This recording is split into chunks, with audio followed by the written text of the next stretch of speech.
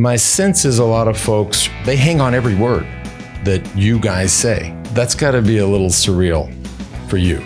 I don't try to represent myself as the guy who's got it all figured out or the guy who's doing it all. You're better off being good most of the time than wobbling between exceptional and off the rails. Yeah.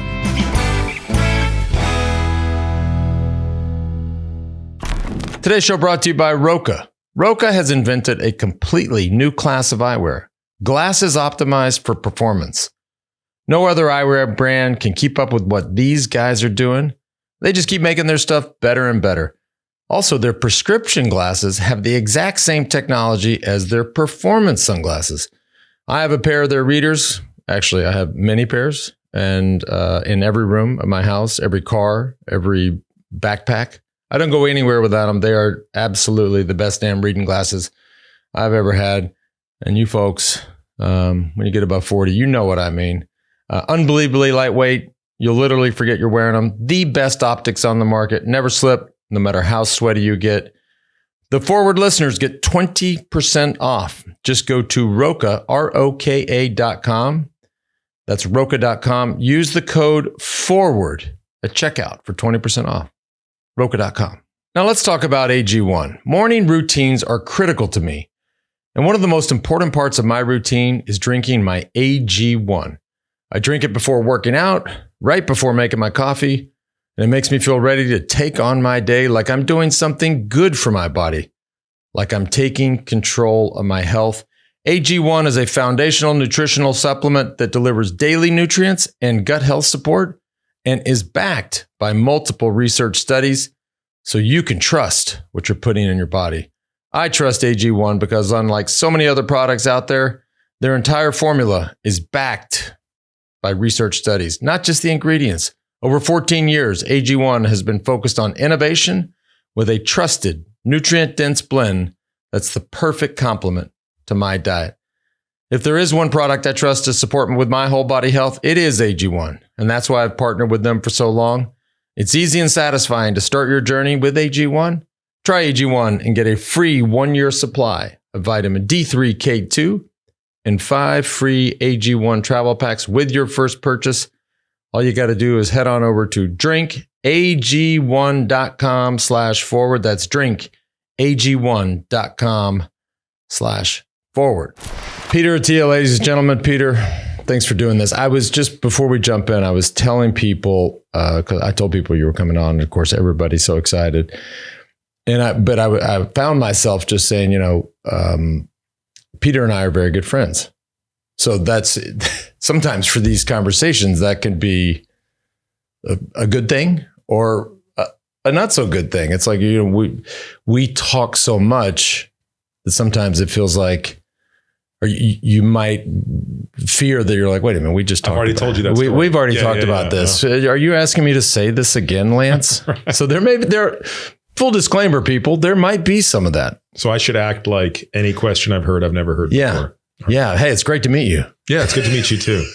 I want to kick it off because I know and this has been a really special week for me, and Jan Ullrich has been in town. And I think most listeners know my relationship with him and my history with him, and as sportsmen and rivals, and the people who really didn't know each other. And he's become such an interesting part of my life the last handful of years. And I do remember, and you will remember this too, of us talking about his sort of the early stages of his issues, we'll call it. And so it's just been great. He's never been to Austin, and we've been training and riding, and you took him out. What's it? Drifting? Yeah. Drifting. I'm like, what? What is drifting? But you've been without knowing him, you've just been you obviously been a fan of his, or a supporter, but such a friend that he didn't know. He had no idea. I mean, I had to explain to him who you were. And well, you kind of brought me, I remember it might've been July of 2018. You and I actually really bonded over kind of the crisis he was in, you, because you knew him, me being your friend.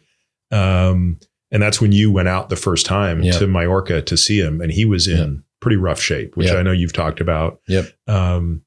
And it's hard to believe that was 6 years ago, but yesterday we had a lot of time to, it's weird because, I feel like I know him better than I should because of that. That's always the case with someone whose life has been public, but also through you. But it was just amazing to sort of realize like how someone could be so close to kind of, not making it. And then to see them thriving. And obviously, as I'm sure you've alluded to elsewhere, I mean, Mike is probably a really big part of that as well. And having true friends, which is a lot of people don't get to that level and still have their real friends around them. Well, I think, and for those listening, we're talking about Jan's, Mike, being Mike Baldinger, kind of manages Jan's affairs now. And I think this is common for a lot of athletes, right? There's people involved in your life that have their own agenda, and then you have friends. Yeah. And Mike is just this guy. That's who first called me 6 years ago, and I didn't know Mike Baldinger at all. And I've just gotten to know him. I mean, he's a complete sweetheart. I love being around him. Very playful, and he has Jan's best interests at heart, which has been, I mean, you spent the day with him. So he's just he's a mensch, as they say. And so without him, but I mean, and oftentimes I will see Jan at least this week. And I'm like, I know where Jan came from. I watched the Amazon documentary, which you did as well, which was only in German so far, but we watched it in subtitles. And so you get a sense. And the biography of him is fantastic. Yeah. I mean, it's a great book. Both, tell you the same story. It's a very complicated life. So I've just sort of stood back and watched him. We've been on Lake Austin a couple times. We were out 2 nights ago, beautiful sunset. We were wake surfing. I'm thinking, wow, this guy's probably going, holy cow, like this, what world is this? Right. What this is. We were talking about this yesterday, which is like, it's still hard for me to wrap my head around the world that 35 years ago, you were in the GDR and you had to sneak around with the antennas to actually see what was on TV in the West. Right. Fast forward to, this week. And I try to be also sensitive to that, right? I think in a guy like him, in the position he's been in the last decade, really, you don't want to throw too much at him, right? And it's because it's fun and sexy in a way, but you also, it's also like, hey, let's just sit at home and have dinner tonight. Like stay at home. So it's, but the drifting thing I missed, and I didn't even understand drifting, but they brought back a lot of videos. This, of course, you're going to have to come. I understand, but listen, I know, and you're obsessed with cars, both owning them, driving them, watching other people race them, you race them, sitting on simulators, but it never disappoints. See, you don't trust me. But when you finally trust me and you come and you get in the car, you have fun. But I do. You're right. I know. But I also. You should have come yesterday. I'm working. And you got the simulator. I do want to put Jan in the simulator tonight. We'll do that. All right. I think he would lose his fucking mind. All right. That's awesome. That'll make me so happy. I wanted to give you something. I know we've chatted a little bit about it. But Jan, I mentioned this to him before he came over but he brought, for you, and I'll take it out of the bag. And of course, if you're listening, you're not seeing this, but this is very special. So, and if you're watching, you'll see it, obviously. So this is a night, and of course, for those who don't know, Jan won the tour in 1997. He has a couple more yellows from 98, but this is, of course, the year he won, 1997. Which one of the days I was actually on the roadside when they went by, and I thought. That was the year I took off, and I thought when he came by, I said, well, that's one sport I should not be doing. Yeah. I think we should all maybe find something else to do. I mean, he was in his early 20s, but, tour issued. What's interesting about the jerseys from that day and age, and you saw my jerseys downstairs, and if they weren't behind glass, you would feel it. So the jersey, and this is how you always know if something's from this generation, if it's real, was the yellow jersey, which of course was made by Nike, issued from the tour. This would just be white. Yeah. So you didn't know who was, and they just made a whole bunch. They made a whole lot of yellow jerseys with a big white box in the middle.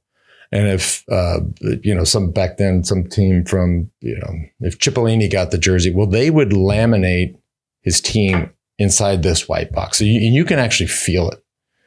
And so that's all in those ones down there behind which doesn't feel great. Yeah. To race in. Riding. Yeah. Yeah.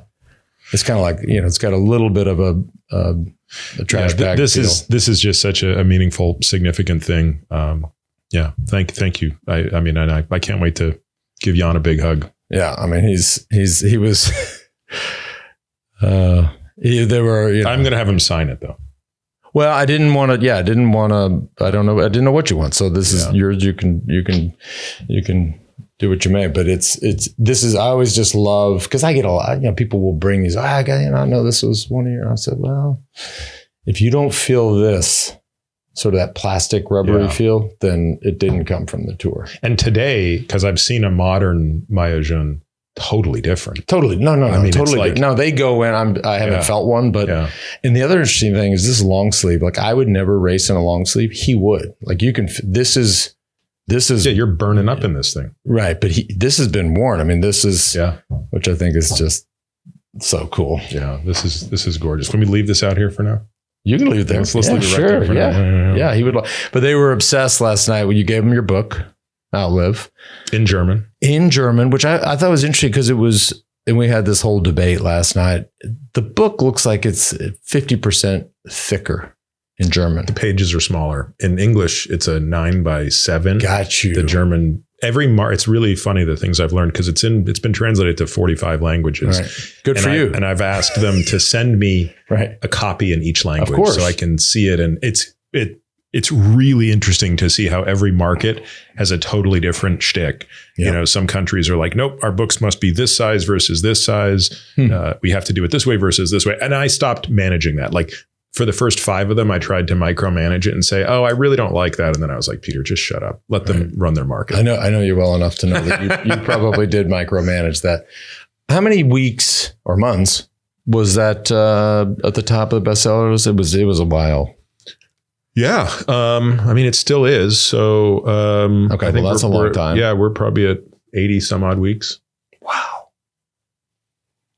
I mean, I think and I get asked and as you know, we invest a lot in this, not a lot. I shouldn't say we invest a lot in this space, and we being, Next Ventures, my investment firm. But we invest plenty, and it's just been fascinating to watch people's obsession, passion, interest, whatever you want to call it, in this space the last really 5 years, right? And what has it done, right? Your book is still on the bestseller list 80 weeks later. But that's a data point. Your shows, your following is one thing. Then you layer in the Andrew Hubermans and the Hymans and the Sinclairs and all of these folks. Like this is a thing, right? This is, and I also think COVID accelerated that. Interesting. Yeah. I really do. I think people were already starting to pay attention to their health and their longevity, whatever you want to define it as. COVID came along like, oh no, wait, we're not going to live forever. Then they doubled down. And so I'm just as I watched it unfold and really lived it in my own life, I see people, I listen to your shows. I don't listen to a lot of these shows, but I dip in and out, and there's a lot of information. It's very technical sometimes. My sense is a lot of folks, and just watching this army of people, they hang on every word that you guys say, you guys and gals. And there's plenty of ladies talking about female health or women's health. And that's got to be a little surreal for you. or a little. Yeah. I mean, I think it's, look, I think I feel fortunate in that I don't try to represent myself as the guy who's got it all figured out or the guy who's doing it all. Right. Yeah. Because otherwise you're just under a microscope and you feel like you're a fraud. I mean, at least that's how I would feel if I was trying to pretend to the world that do exactly what I do. I'm a messiah. And that's what it is. So instead, by taking the approach of like, look, man, I struggle just as much as anybody else on this stuff. And there are some things that come easier to me than others. Exercise comes easily to me. I love it. So I'm like you in that regard. It's not hard for me to get my workout in every day. Easy for us. But you know what is hard? It's hard for me to not eat everything that I want to eat. It's hard for me to regulate my emotions. It's hard for me to sometimes pass on a drink if I actually, don't really want to have it, but I'm just having it out of habit, right? How can I minimize, I know you've been not drinking at all for how many months now? It's been 9 months. Jeez. Now, is this something you just plan to do indefinitely, or is there a point in time which you just wanted to prove to yourself, I can go without a sip of alcohol for a year? No. And I do think, this is, it brings up a good point because I think we all need to look at our lives and lifestyles and just make calls, right? And I didn't I've done that. I've done that before. I've done, all right, you know what? I need to put the bottle down for 3 months. Yeah. And boy, 3 months in a day comes, and you're like, honey, let's go out tonight. Like, that didn't work for me, and it wasn't working for me. And so it was, no, this is a long-term commitment for me, and it just wasn't working. And but I've known you a long time. I've been with you. I've seen you drink. I've never witnessed you ever have a problem drinking. So is there, you might have missed some nights. Okay. But did you ever feel like it was maladaptive for you? What I felt, yeah. Yeah, and with not age, just in terms of how you feel. I can appreciate that the next day's workout could be compromised. With age, it just, and I've alluded to this in other comments I've made. There's just this voice like, "Hey, man, it might be time. Just you had a good run. Just acknowledge that, and make a change." And so I set out to do that, and when I did, I was like, "Wow, I feel like this was the right change." I'm not saying this was the change, but this is good for me. And I'm going to commit to that. And now, am I going to sit here and sign a document that says I'll never have another margarita for the rest of my life? Of course not. Would I be surprised if I did? Yeah. Really? Yep. And I've got some really good non-alcoholic beverages because I'm coming to your house tonight for a Formula One party. So you know what? It's funny. I love NA beer. NA beer is just so good. It is exceptional. Yeah. Are they going to be able to do this with tequila and other things? Because I have to be honest with you, every other NA product I've tried is unbearably bad. It's tough. And so, but you find these are just little hacks. Look, I love Diet Coke. I know that. We're talking about health. I know my wife kills me every time she sees me drinking a Diet Coke. I love it. I like a Sprite sometimes, a little sugar. I love water. So there's all that to say, like I think I'm going to introduce you to one of my favorite alcohol-free aperitifs this evening. I'm happy to try anything. I just decided, and as I got into it, and I didn't double. I sort of quadrupled down on my own fitness and especially in the gym, which I want to talk to you about, just the I can attest to. Yeah. Strength and any kind of resistance training. It just fed on itself. And I was like, yeah, this is right. This is right for me. And, I always stop short of, you asked me the question, so I'm talking about it. I never offer that up. This is my journey and it feels right to me. And if somebody asks, I'm happy to answer it. But I think. Do you feel fitter now than you have in the last 10 years? Last 20, 100%. Last 20 years. Yeah, Jan and I were talking yesterday, and we decided he and I are going to go and do some rides in France, but not with you. Yeah. We're like, yeah, we're not doing that. And I don't ride very much. I spend most of my time in the gym. How many hours a week are you on the bike?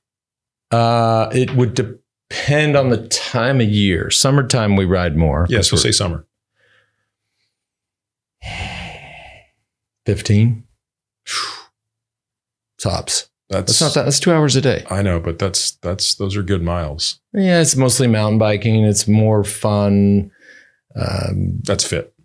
Yeah, but that would be also, those would be double days. So there'd be an hour in the gym at least. Do the show, do the move for the tour, and then George and I would go out for a couple hours after. So it's kind of a 2 a day. But I do, man. I feel better. I'm 53 now. I overall, I feel better now than I have in 20 years, which I think is cool. That's insane. It is. Because you retired about 20 years ago. That's right. Yeah, that's right. And it really does, though. It gets to this place of where I was going, because I do think, look, I know people.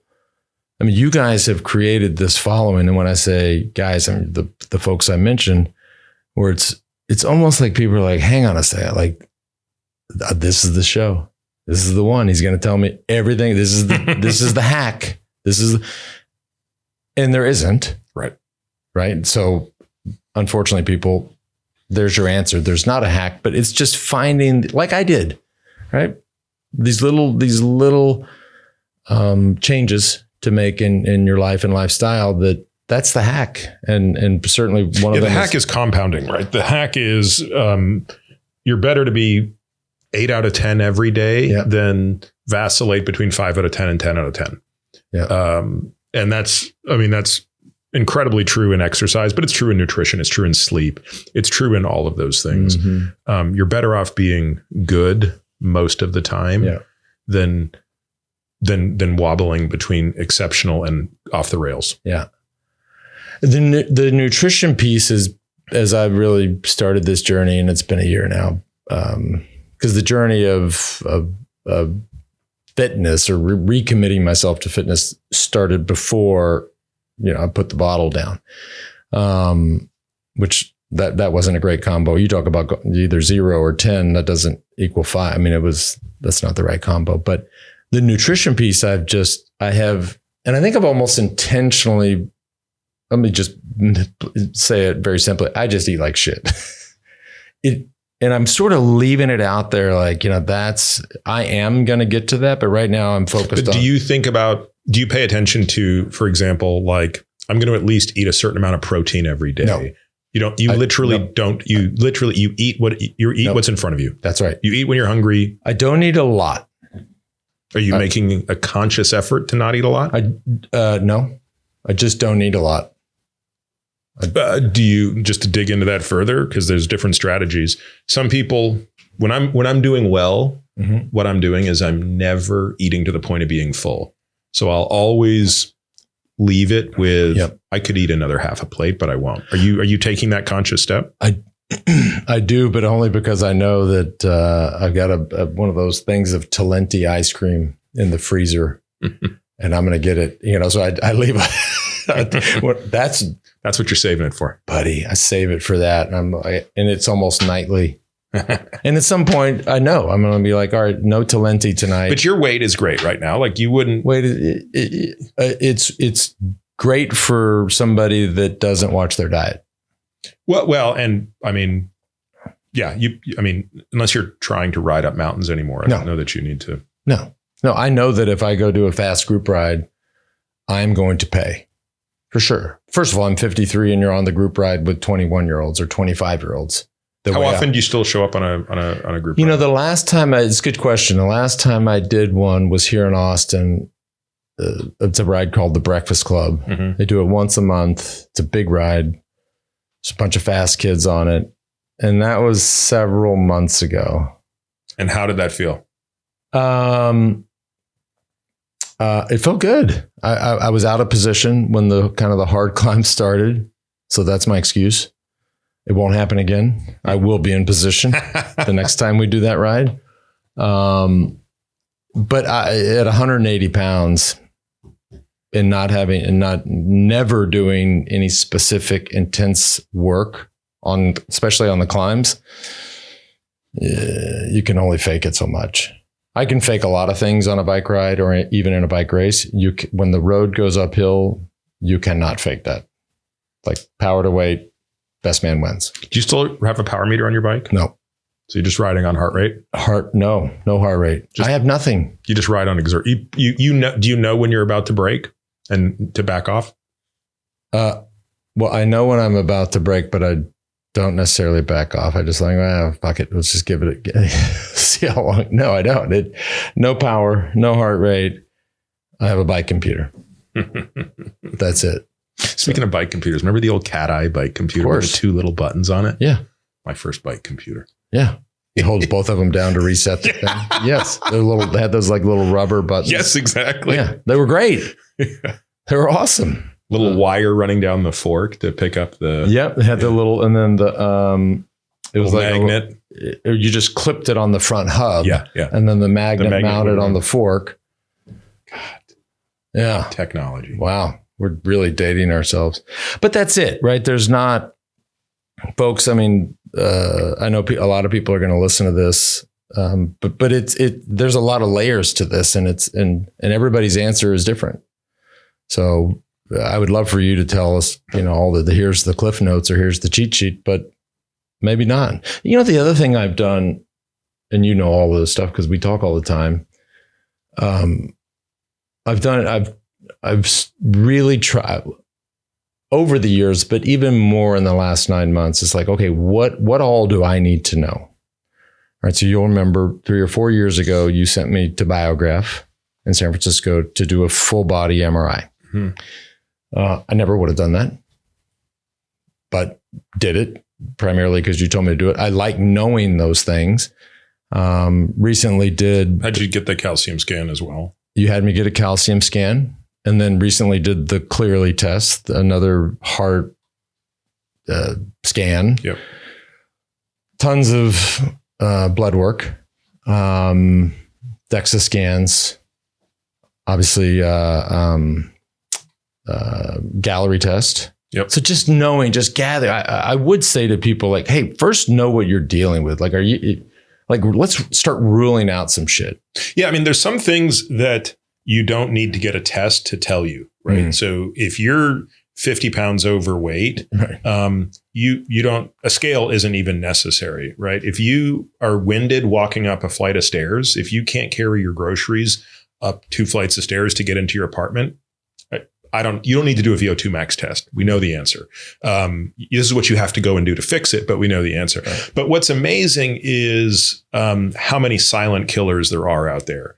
And honestly, when it comes to heart disease and cancer, which are the number 1 and number 2 killer by a country mile, right? Like, I mean, it's nothing's like the third ranked killer is so far down the line that you just have to think about those 2 diseases. Mm-hmm. Both of those diseases can kind of strike without warning if you don't know what to look for. So when you consider heart disease, I think one of the most remarkable statistics is that about 50% of people's first brush with the knowledge that they have heart disease is sudden death. Right? It's not chest pain. Right. It's not shoulder pain. I mean, it's chest and shoulder pain that leads to immediate death, of course, right? But the point is they don't get a second chance. And these can be people that look otherwise incredible. This is not a disease that is just confined to somebody who's got type 2 diabetes or somebody who's overweight or somebody who smokes. Yeah, all of those things increase your risk dramatically, but the youngest, healthiest person can still get heart disease because ultimately there's a strong genetic component to it. And a person's lipids, lipoproteins, cholesterol don't necessarily correlate with the other elements of their health. So that's why I just think everybody really needs to know their ApoB, their Lp(a). It's genetically determined. The Lp(a), ApoB is heavily genetically determined, not entirely. And so, yeah, I just heard of somebody the other day, sort of not somebody I know, but somebody who I know knows. And it's just the classic story of a guy who's like super fit and healthy and drops dead at 62. Right. And in the year 2024, it is absolutely unacceptable to die at 62 from something that we could have known about ahead of time. And then similarly, like think about your experience with cancer, right? Yep. It actually doesn't matter. Cancer at the end of the day, yes, smoking and obesity are the 2 largest determinants, but the majority of cancer still comes down to bad luck. It's still a stochastic process. There still has to be a genetic mutation that occurs, and it can strike the youngest, healthiest person. And, so that's why I think screening really matters, because our only chance, for the most part, you're an exception, but for the most part, the only chance you're going to beat cancer is with an early diagnosis. Right. And how confident should, let's just take full body MRIs and a gallery test? I mean, you're starting to rule out, you're not ruling out. So with cancer, you're dealing with this trade-off of sensitivity and specificity. So sensitivity says, how likely am I to find the cancer if it's there? Specificity says, how likely am I to not find a cancer if it's not there? So in an ideal world, you would want something that's very sensitive and very specific.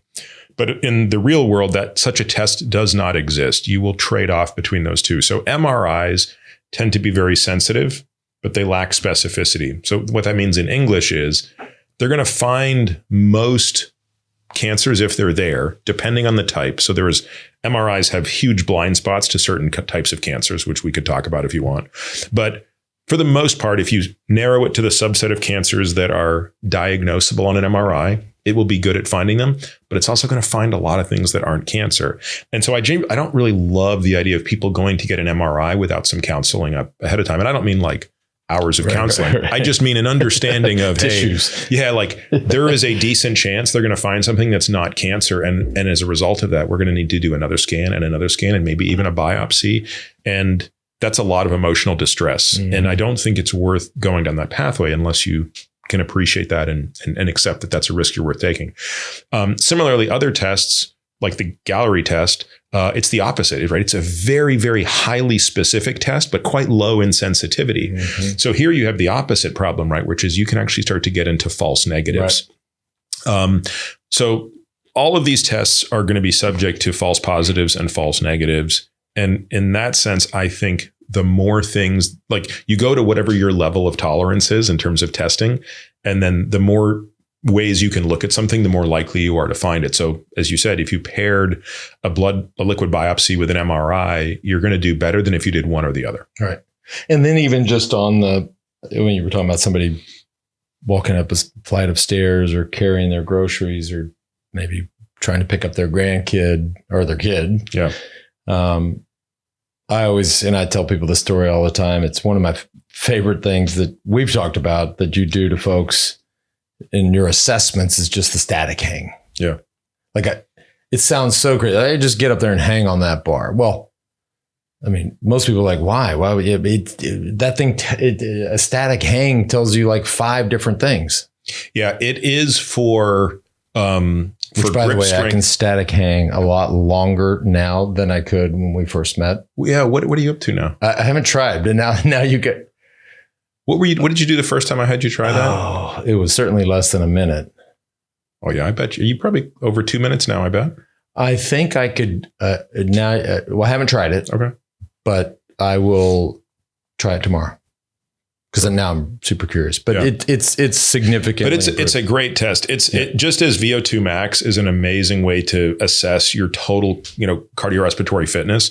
A dead hang for max time is a great way to assess your grip strength, your forearm strength, your scapular stability, and your body weight. Yeah, it's strength to weight. I mean, all of this stuff is if that's out of whack, you're a 20-second person. Yeah. I was at a fair once with my son, and there was a game where it was like, if you can hang for 1 minute, you get this prize. If you can hang for 2 minutes, you get this prize, and da-da-da. And my son, of course, knowing how long I can hang, he's like, Dad, we got to play this game. Like, we're going to get the biggest prize, which was literally a stuffed animal bigger than he and I put together. And I was like, buddy, yeah, just because I can win it doesn't mean I want it. What are we going to do with that thing? Oh, please tell me you did it. No, I was like, first of all, I don't even think we could put this in our car. It was, Lance, the thing was bigger than you and I put together, like a stuffed bear. Oh, well, this is where you and me are different. You would have strapped it to the car. You would have found a way. I would have been sprinting to the bar, and I don't know, say I'll be back tonight with a U-Haul. I don't know. I mean, Really? Because you want to prove that you could do the max hang, or because you actually want the big bear? It's a great question. I would be competitive on the hang, but if a kid, look, if that were my son, right? Now you're going to make me feel like a bad dad. No, that's why I'm hedging. But it's kind of cool. Like I told him I wanted him to do it. Well, he'd probably do it for a long time.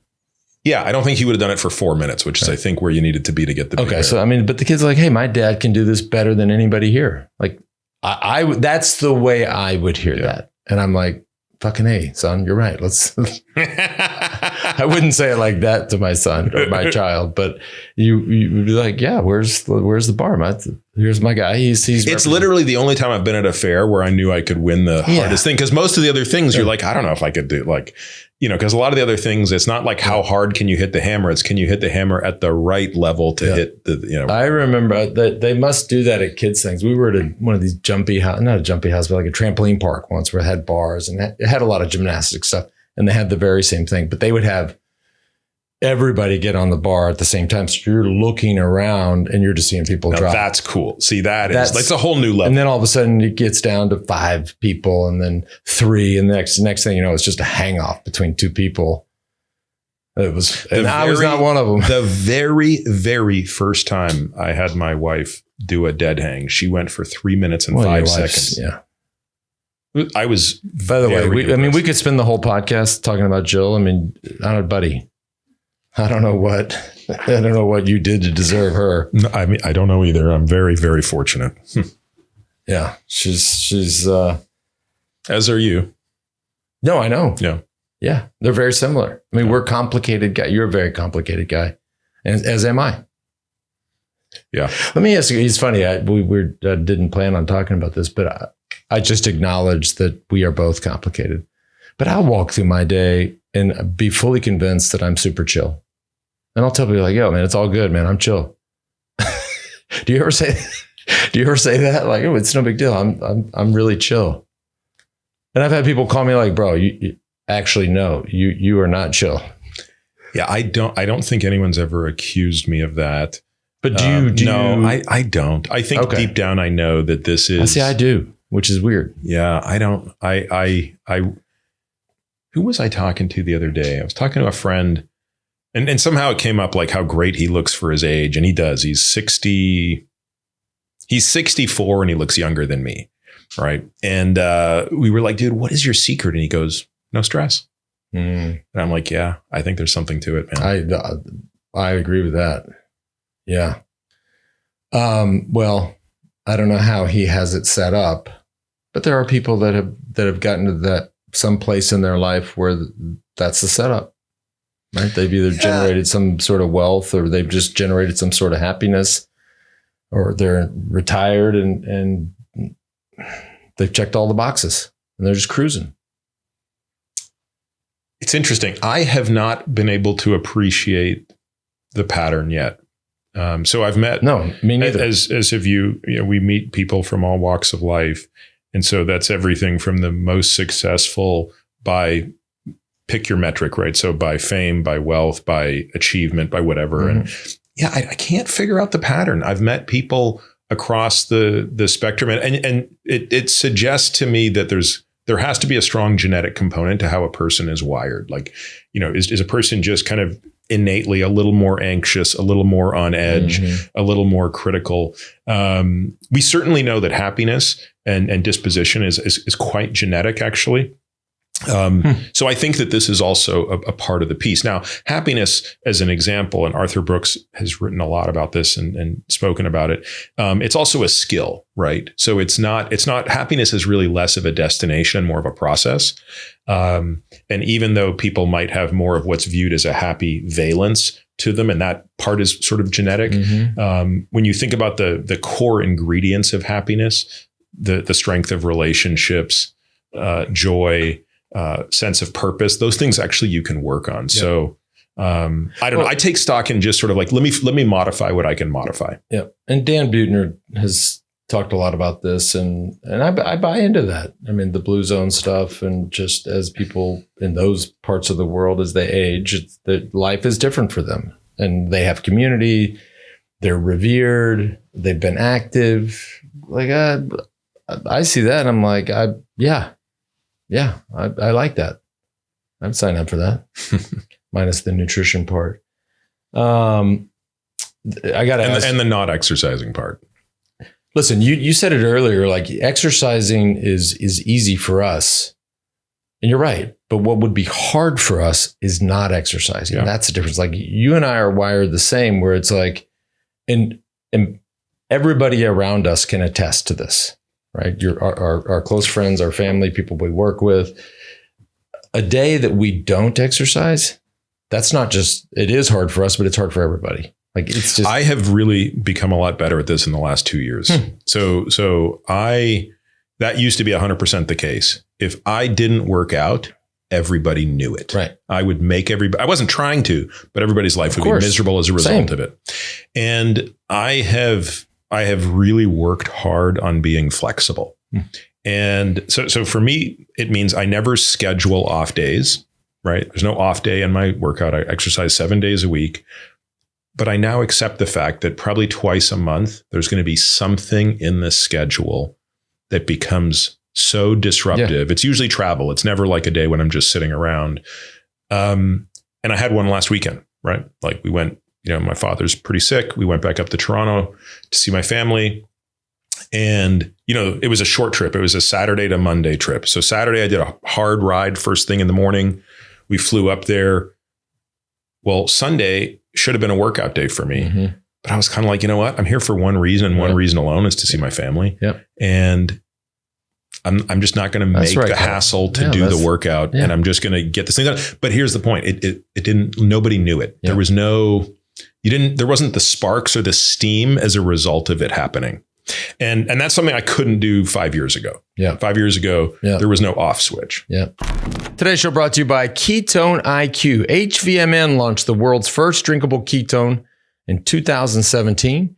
Ketone IQ is their latest innovation on ketones with improved effectiveness, taste, and cost. Ketone IQ delivers clean fuel that can cross the blood-brain barrier, supplying your brain and body sustained energy, focus, and sharpness, putting you in flow, lasting for hours. Now, we often hear that fasting and exercise are good for the brain. It is true. I'm literally a user of Ketone IQ on a daily basis. 30% off your first subscription order, plus a free 6-pack when you use the link ketone.com/forward. That's ketone.com/forward. Let's talk about OneSkin. Now, I'm 53 years old. I get it. A lot of time out in the sun, a lot of time out on the road, a lot of time in different climates, humid climates, dry climates.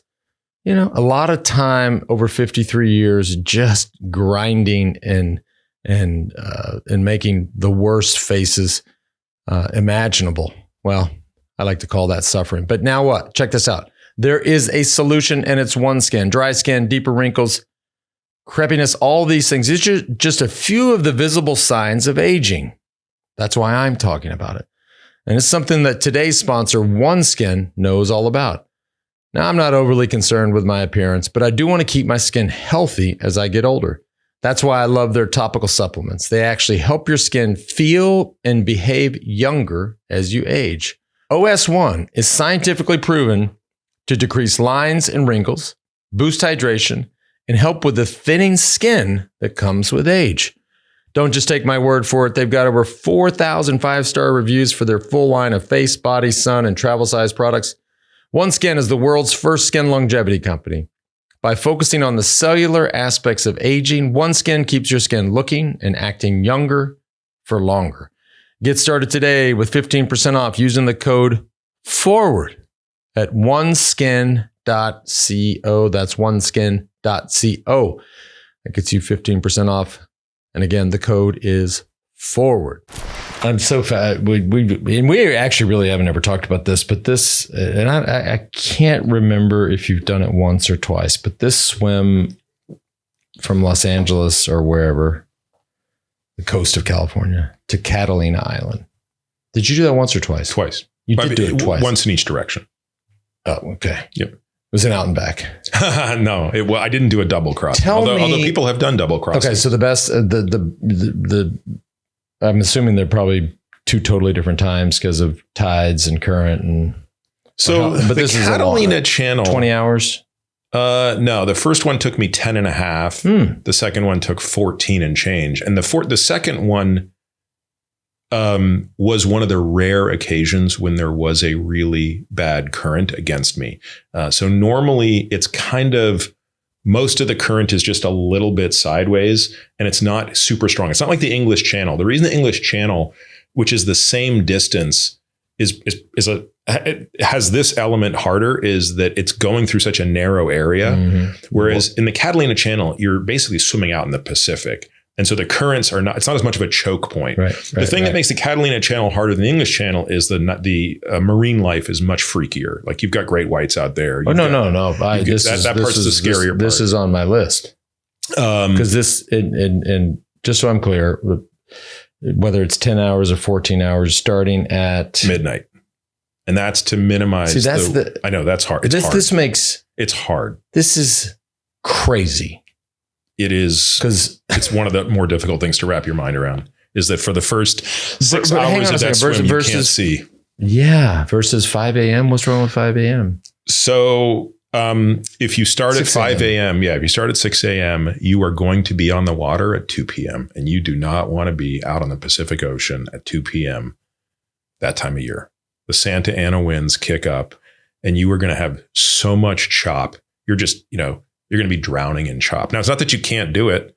I mean, I've done it, but it sucks. You actually are optimizing on the smoothest water.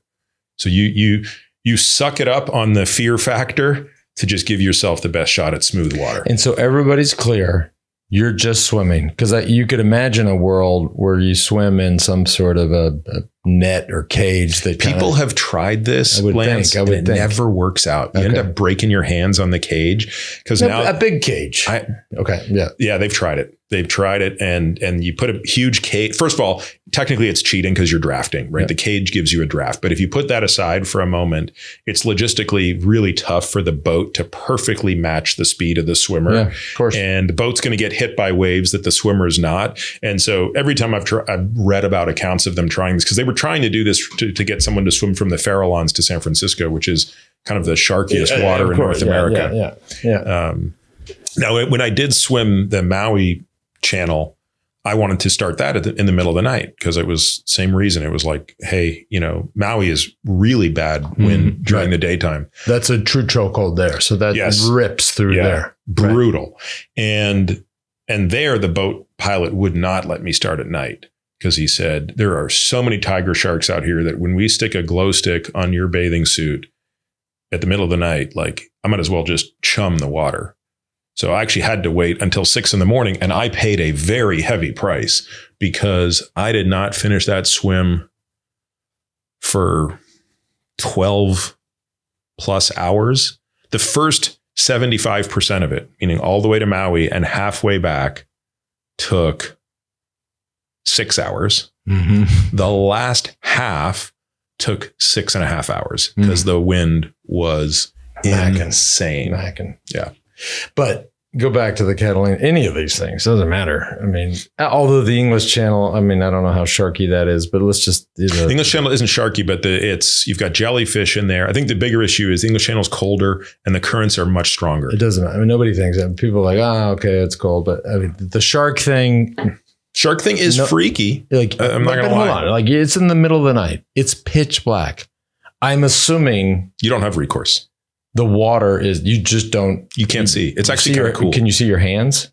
Here's what's the coolest part. Have you ever swum in the ocean in the middle of the night? No, I have not. By the nature of these questions. We should do it sometime. The next time you're in Hawaii, you should do it. When your hand is coming through the water, you are tearing through this bioluminescent thing. And so you see streaks under the water. Wow. That's actually, nobody told me that part going in. Yeah, so I was just kind of trippy. Yeah. And the first time I swam it, I was living in Baltimore. I was in residency. I did all of my training in a pool and a lake. So I had no cold water training and I had no night swimming training. And so I show up to Long Beach to do this thing, and I get in the water at Catalina, and I couldn't believe it. I couldn't believe how beautiful it was to see this bioluminescent thing going.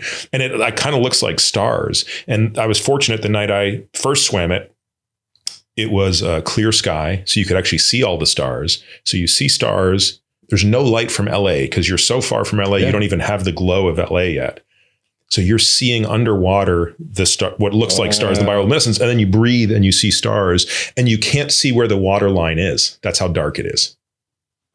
So it looks like I will say that part is really pretty awesome. And a follow boat, safety boat, or couple boats. You have one boat that's following, like that's setting the direction, because you can't as a swimmer navigate. So it's dark, of course. You're setting the direction, and then so the boat's in front of you, beside you. Yeah. Right. So you're just sighting off a boat. I couldn't do that. I wouldn't do that for.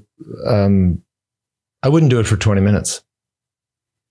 In the middle of the night, knowing the guys with the gray suits are out there.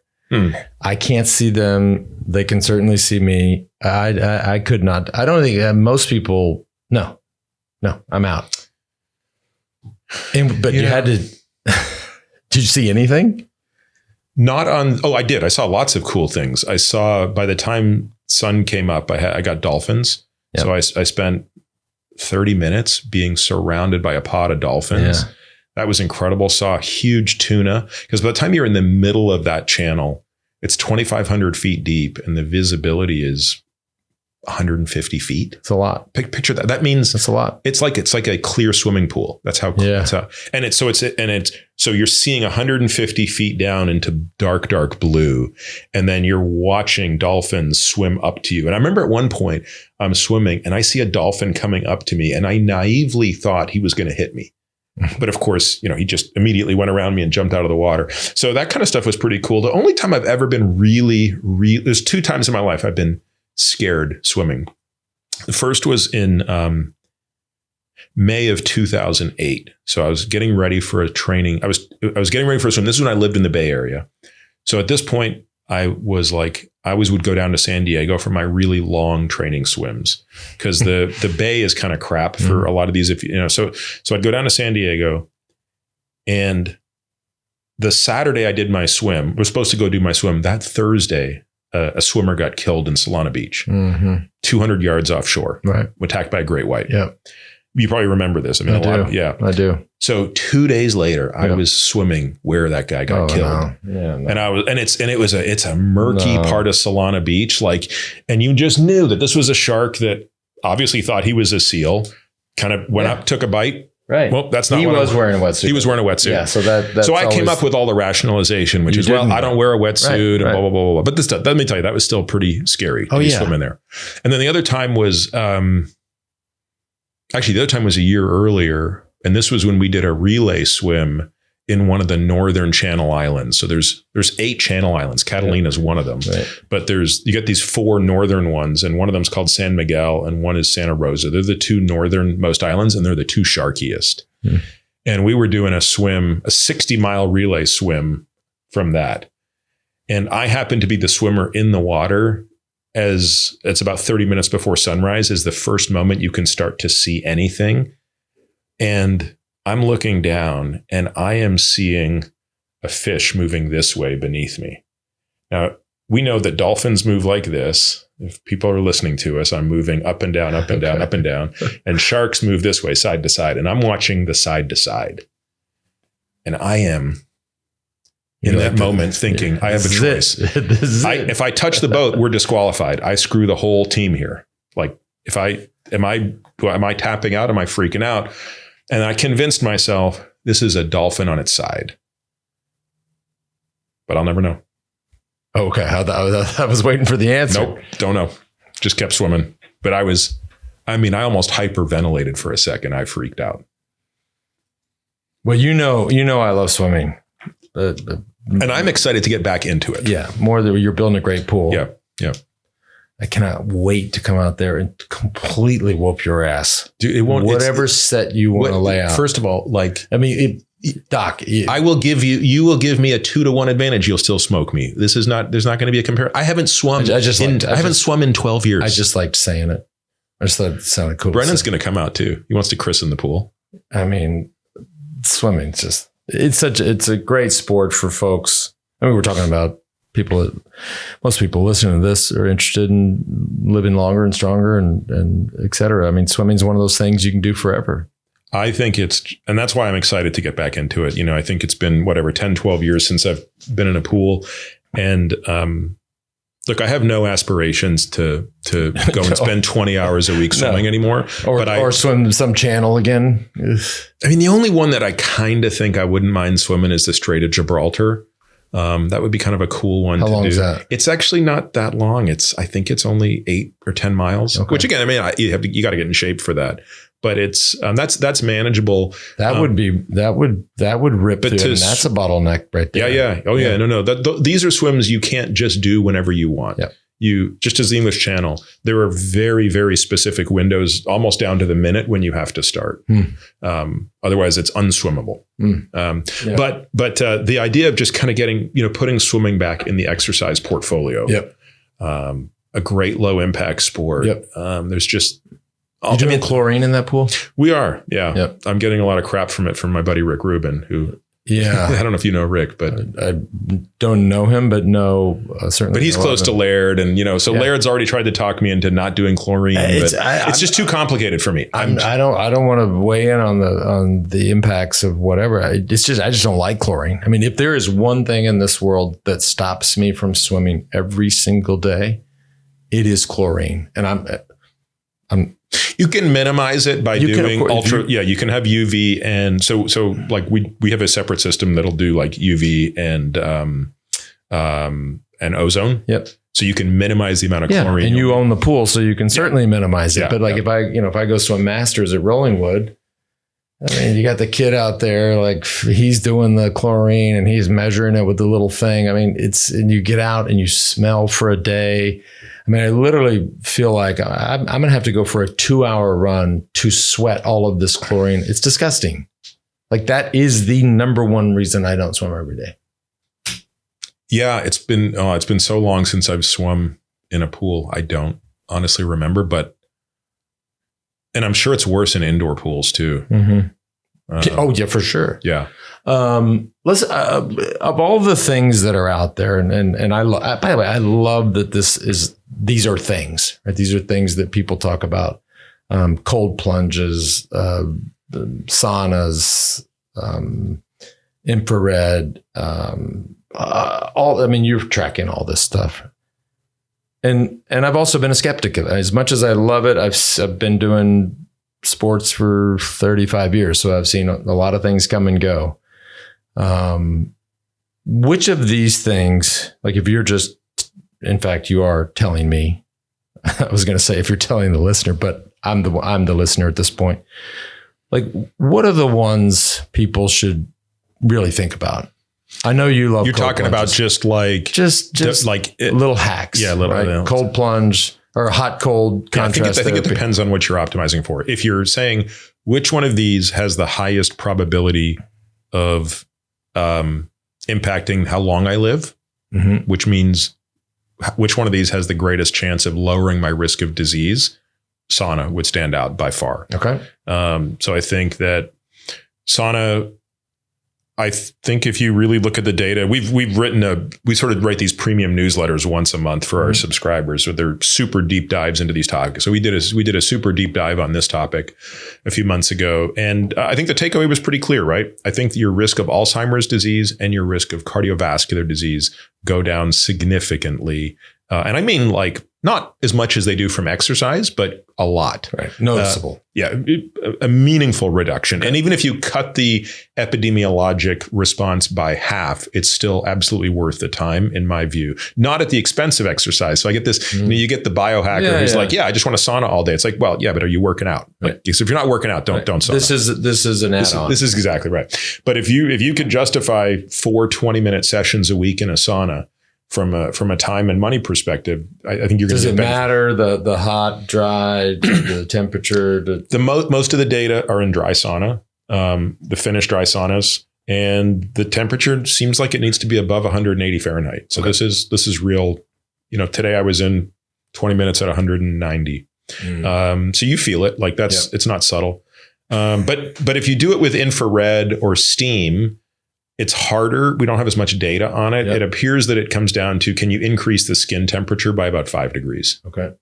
I love steam rooms as well. We don't have one, but every time I'm at a hotel or something that has it, I'll just mix it up and do the steam room. And I actually find it's easier on my lungs a little bit. The dry sauna can kind of burn you. And cold plunge is great for muscle soreness and inflammation, but there's just no evidence that it's going to make you live longer. It does feel better, and it can also improve your mood quite a bit. I was just going to say, I get a lot of mood benefit out of it. Yeah, you started by saying, what is going to help me live longer? What does the data suggest? There's a lot of people and I have plenty of friends that do this, like their day, not life. Their day is different because of cold exposure. And I'm one of those people. So not everybody is. And that's a big deal. Yep. So there's a subset of people for whom, and I actually just released a podcast this week with a woman from Stanford named Anna Lemke, who studies dopamine. And we were talking about this on the podcast, which is that the body can produce dopamine, right? So, it's a good thing, obviously. And if the body is producing relatively low amounts of dopamine in response to something painful, it tends to persist even after the painful stimulus goes away. This is why, for many people, exercise is so pleasurable. It's one of the reasons, because exercise is actually quite painful. Because it hurts. but it's a natural pain. It's not an. I should work out harder. So you actually produce this little bit of dopamine to keep the brain in a homeostasis. And then once you're done exercising, you still have that lingering bit of dopamine. And the same is true for cold. Now, not everybody experiences that. For some people, the pain is just so unbearable, it's not worth it. I'm one of them. Oh, really? Yeah, I struggle. What have you tried? You haven't been in my cold plunge, have you? No, you've asked me every time I go over there and we work out. You ask me, and I say no every time. But have you tried? Listen, this show's not about this. The answer is yes. I have tried. No, have you? I'm just trying to think. I haven't tried yours. I've tried friends of mine's, and they keep them super low. But maybe you just start. Maybe you just start at a slightly less cold one. Thank you. Right. I had this whole idea that I was going to start at like 65 or something. No, 60. No, it's part of the story. You started. Maybe I started 72. Just kind of work my way down. Every week you go down 1 degree. That's the story, right? You start at, I wouldn't start at 72, but let's just say you started at 60. For sure. And every week you drop it. I mean, that feels like a good plan. Yep. I would do that. And but are you struggling because your hands and feet? Okay. So what I would say. And I get, and maybe this is what everybody gets, but maybe not. I get extremely nauseous. Wow. That's interesting. It's just like I do have, I think I have Raynaud's, either or both, high dose chemotherapy and or just years of getting cold exposure on my toes and fingers. So what I would do, all kidding aside, because I think that's legit, and I think you were on some toxic shit. Yeah.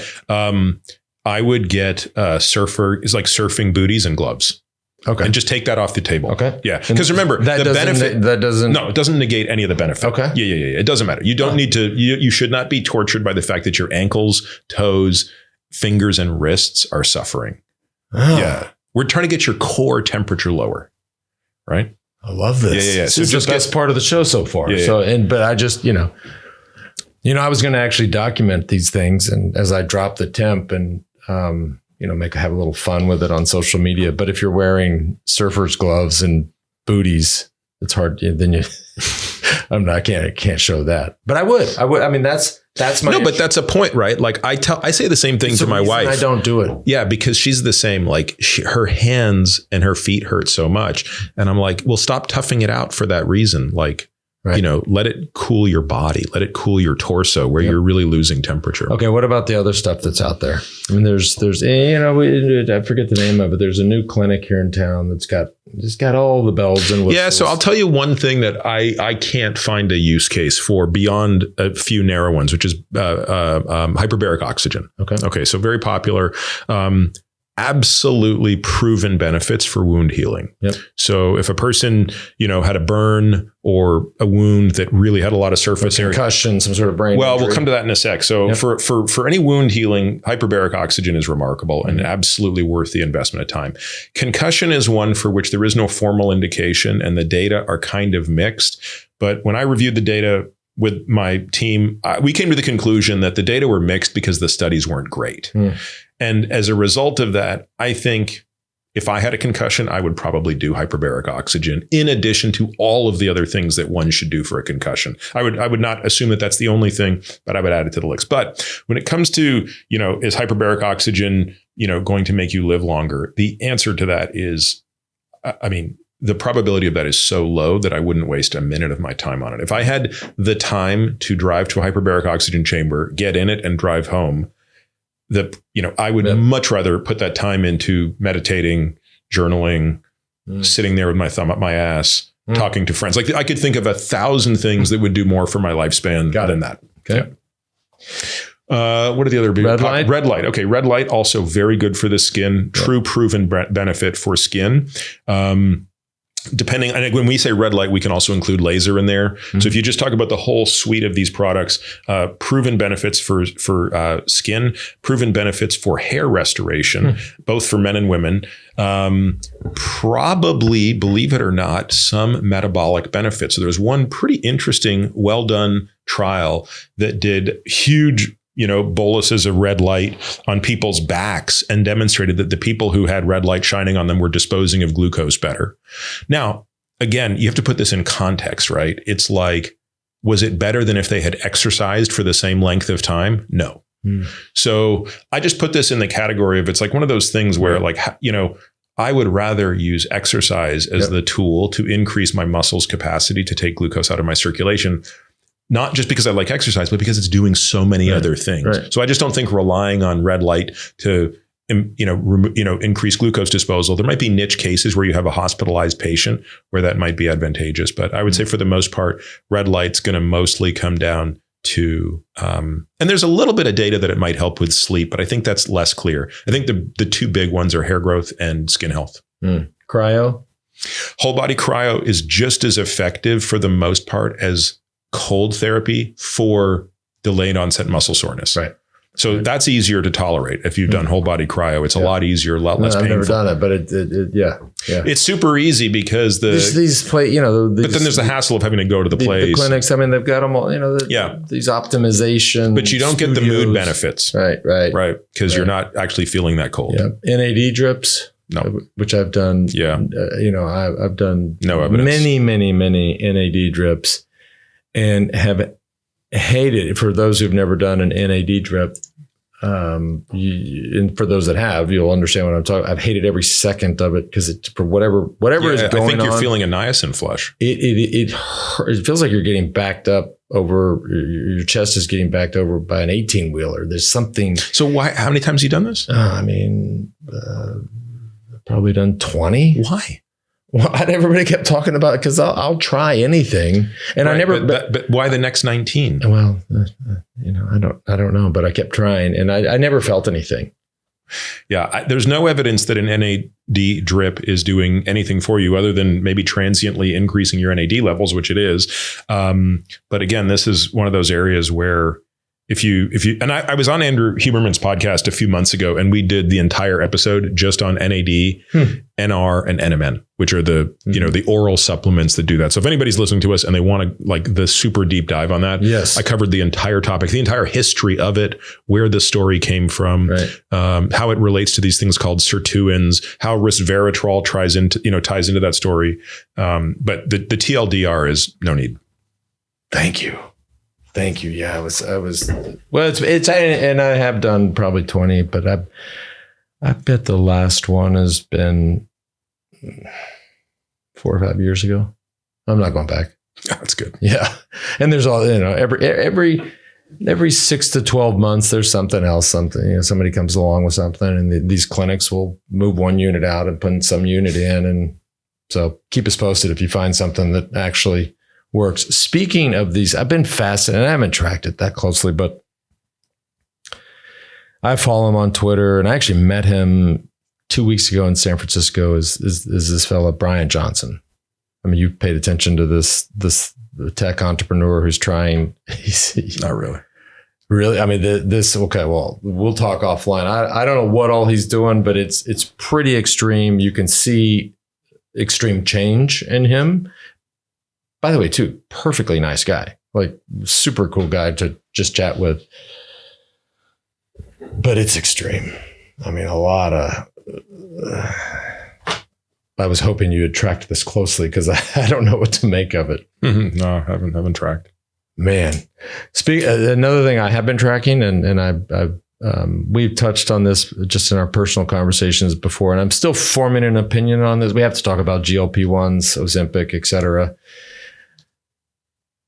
I struggle with this phenomenon, but maybe I shouldn't. I've heard. And is that kind of a moral struggle, you think? Look, I don't.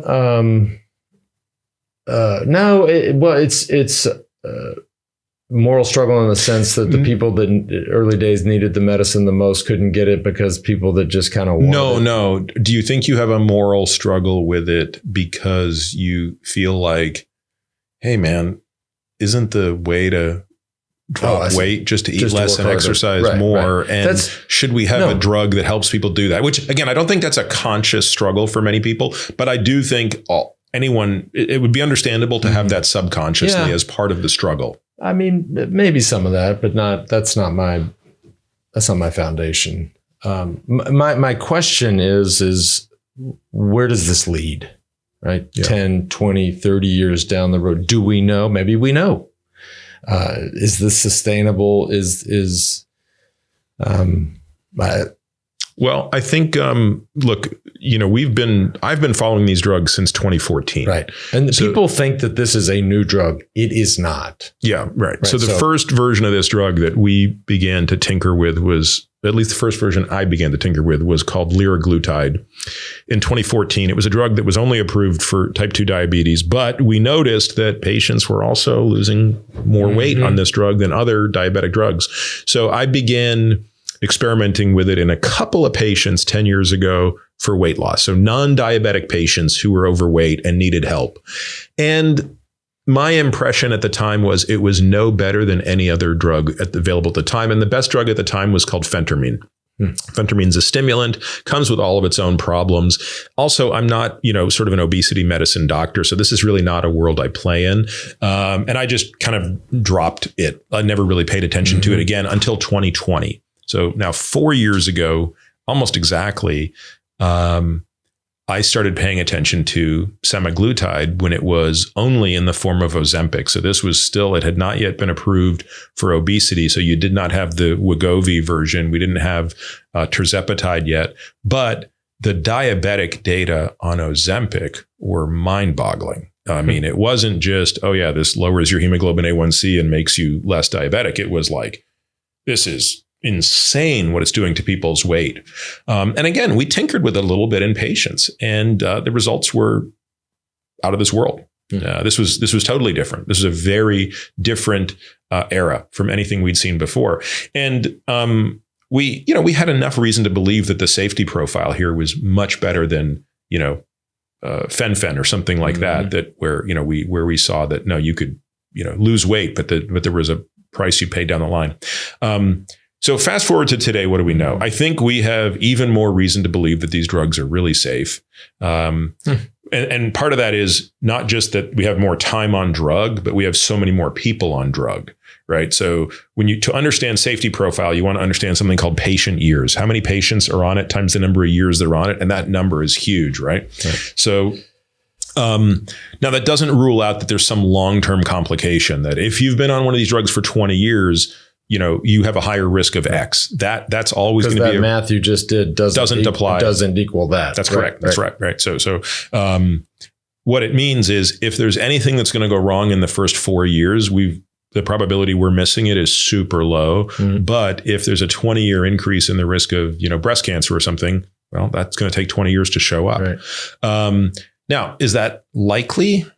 I don't think it is, right? It's possible though. And that's why I think for anybody who's going to make the choice to take one of these drugs, I actually think you have to come at it through the lens of I'm willing to be on this drug indefinitely. That's if there is, that was my next question. Like, is there some world where this is a 6-month cycle of therapy or dose? We've seen both, but most of the time. So the data, this is a lifelong commitment. Yeah. What the data suggests is when you come off the drug, the weight comes back. Now it takes longer to come back, depending on if you look, the more weight you lose, the longer it takes to come back. That should be self-evident. Even with the lifestyle changes that perhaps. Well, so that's the question. I mean, we have seen patients who, and this is my hypothesis, which would be, I don't have any data to support this. My hypothesis is, depending on the root cause of why a person's overeating, there's a chance in which this drug can be transient and helpful. So if a person's transformative, it's clearly transformative, but there's a chance where, look, you got a person who just has to cut 10 pounds and they're kind of struggling, but they have really good food awareness. They go on the drug, low dose of the drug, they lose the 10 pounds, all the while maintaining tons of food awareness. They come off the drug. I've seen these people maintain that weight loss. Conversely, if a person's eating maybe is more emotional, they don't have a lot of food awareness around it. They're reactionary. They go on the drug, they lose 20, 25 pounds. They come off the drug, but they haven't addressed the underlying issue, which is, what is my attachment to food? Those patients tend to regain the weight. And here's the part that I don't have data for. This is anecdotal, but it's from talking with a lot of other physicians and seeing it as well. When people are yo-yoing on the drug, it tends to become less effective. Yo-yoing meaning going on and off, on and off, and cycling their weight. The drug seems to lose its efficacy. So what we do when we put patients on these drugs is try to put them on the minimum effective dose with the idea that what's the lowest dose we could keep you on if we had to keep you on forever. Now, no one's going to be on the drug they're on today forever, even if they're going to stay the course, because the pipeline of these drugs is out of this world. Right, of course. So right now you've got 2, but very soon there's a 3rd one coming out that looks even more potent than tirzepatide.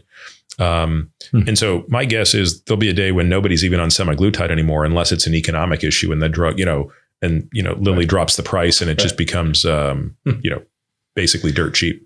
I had this. But there's another part of your question that I didn't answer, if you have a minute, for one more idea, which is, I don't think this target is going anywhere.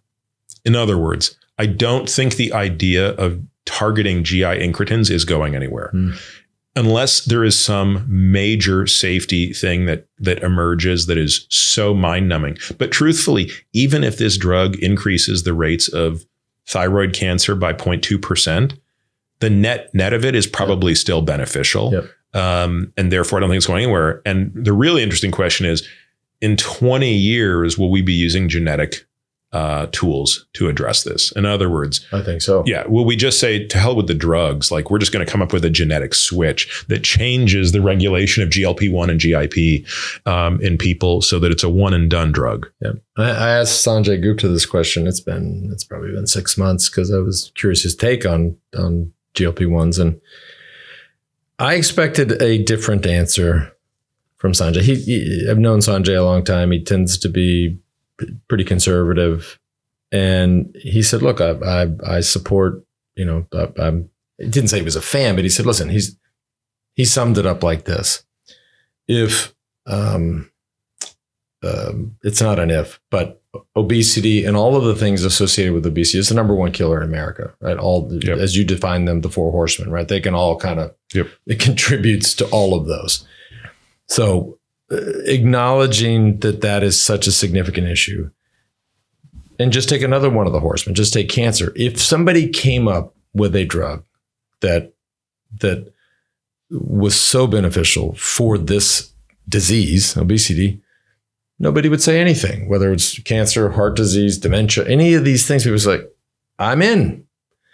This comes with this social stigma. And I'm asking these questions because I guess I'm also admitting that there's part of me is like, wait a minute, what are we doing? But the way he laid it out, and it's right. I mean, that's, I never had that view. And so, yeah, the genetic piece is interesting. Yeah. Like at some point, if you can manipulate gene expression in an individual and they make more GLP-1, and you don't have to give them a super expensive drug every 2 weeks. But by the way, I mean, this has been the discussion in sports for a long time. And I get the question probably more than anybody. And I'm sure you get it as well. If you're going to do that with GLP-1, well, then you're going to be able to manipulate other things, right? On the performance side. Oh, I've posed this question already. I've never heard a great answer one way or the other, which is like take your sport. It's actually a 2 variable sport. Yeah. It's power and weight, and weight. Yeah. Now we've made it really clear you cannot take a performance enhancing substance that improves the top of that equation or that ratio. Yep. But what's our point of view going to be on the bottom? Because, well, I don't know. But you see my point, right? Which is those numbers are equal. Now is WADA, for example, testing for GLP-1. Yeah. And I was on a podcast many months ago and I asked the question knowing that there might not be an answer, but it was like, I wonder how many athletes going into the Olympics that we just came out of in France were using a GLP-1 agonist because, not all athletes, but there are a number of athletes whose lives are made better when they are lighter from an athletic perspective. Yeah. And anything that can aid in that and take, you read, I'm sure you didn't read the book, but one of the things I remember was Tyler Hamilton's book. Mm-hmm. I forget what it was called, The Inside Race or something like that. One of the things that was most remarkable to me about that book was he probably more than any other thing I'd read about cycling explained the starvation. Yep. Like he spent a lot of time explaining how hungry he was and how miserable his life was.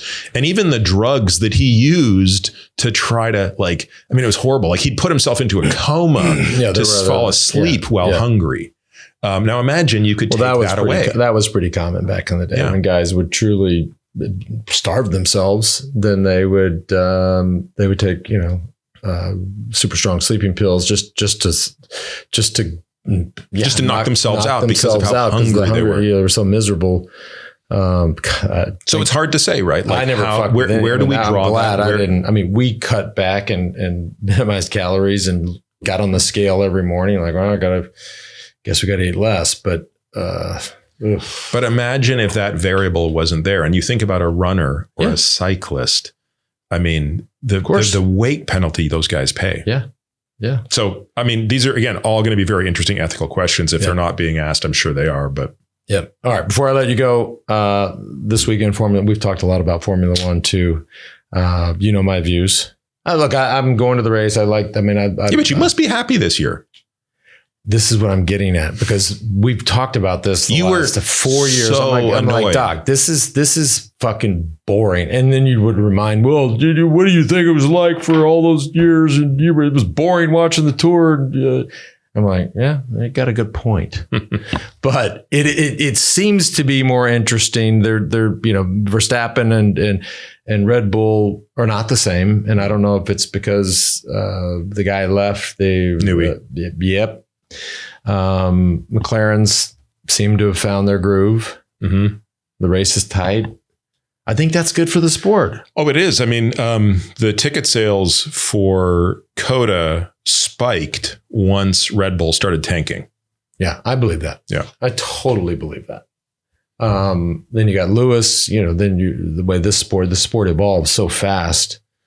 Not just the technology, obviously, but where guys, the team's guys driving, so he's going to Ferrari. I know you're a big Lewis guy, big Ferrari guy, but that could be interesting. Yeah, it's interesting. I mean, if I had to bet, I think Lewis's departure to Ferrari means he won't win another championship. I think he's kissing his 8th championship goodbye by not staying at Mercedes.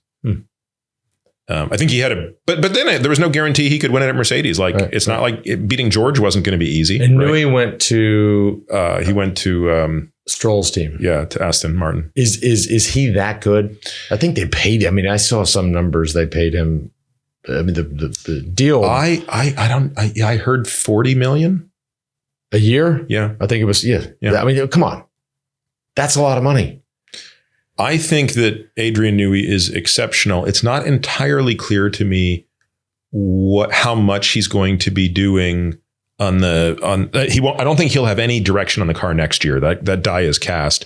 So I would assume he's working mostly on the 2026 car because that's when the regulation change kicks in. But I also don't know how much he's working on their hypercars and other cars as well. Because remember, Adrian was not doing a lot on the Formula One, like the RB20, which is this year's Formula One car for Red Bull that's not doing very well. Adrian didn't work on this car. Mm-hmm. He was, even while still at Red Bull, mostly working on, their other hyper projects.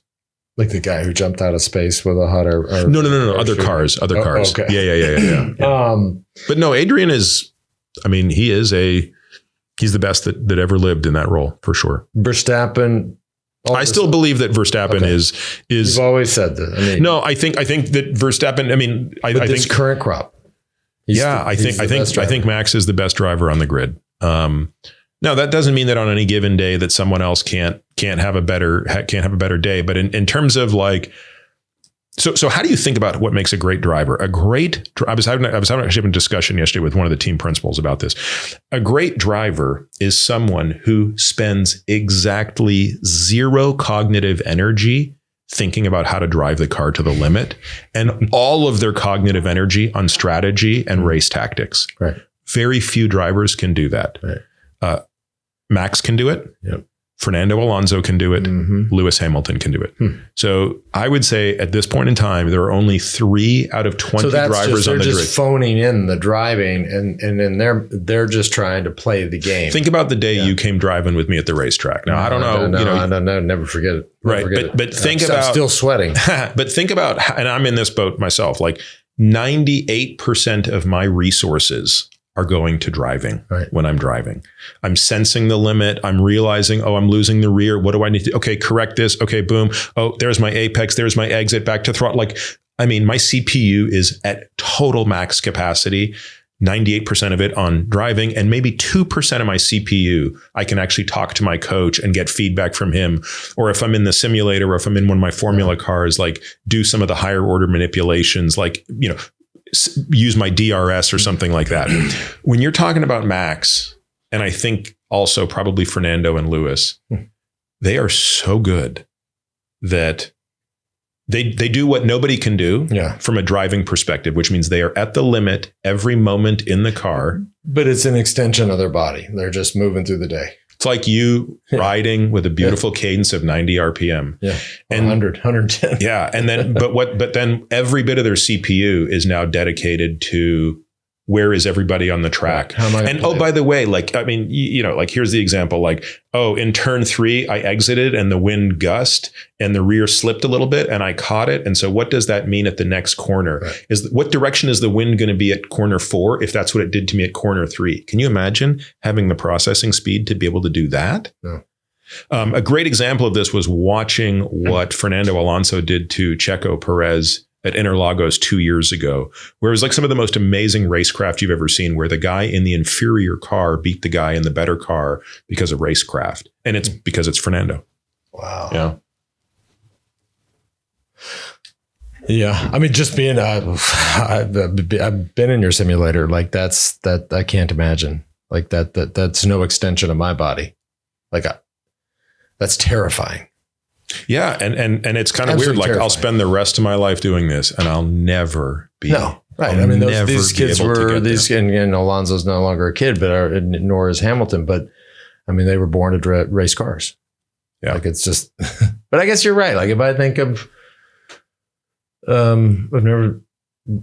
I always just sort of think, well, who's the best guy? Like if you gave him a crappy car, would he still win? And most people would, because they're so... Well, in this day and age, no. That was true 30 and 40 years ago. You could take, like, you look at Ayrton Senna in his rookie year, 1984. He's driving a Tolman. That's like a garbage truck. Mm-hmm. He still came within an inch of winning a race in his rookie year at Monaco. Why?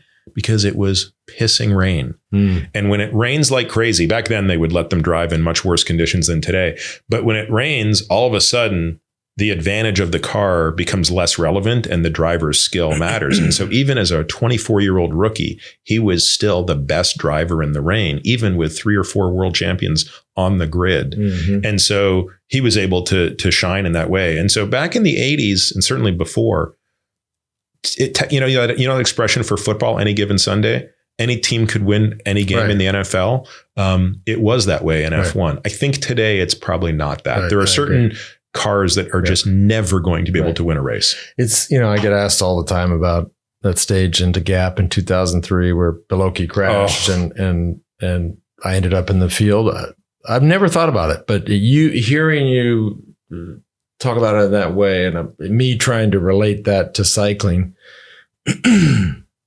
I mean, what do you exactly remember? Not a whole lot, but did you see him go down? Of course. No, but did you, like, before he went down, did you realize when he hit that patch of? Well, I mean, this goes to your point earlier of if the wind was this in turn 3, then it must be doing that in turn 4. I mean, this descent was already like that as we were getting down. You could tell it was hot. It was a lot of tar. You could tell that it was sticky and boiling. You're like, well, this isn't good. Yeah. So when it happened, was I surprised? I was like, oh no. Were you expecting something bad to happen? No. Either to you or to him or to, like, were you on edge? It wasn't going to happen to me. I was saying what you can see, you're supposed to see the patchy section. So I knew you can hit those if you're going straight. Yep. Any turn involved. Especially on those tires. But when I guess now that it's fun to think about, and it's not fun for Beloki, who I think is he's never recovered. He's a great guy. I get asked about this all the time.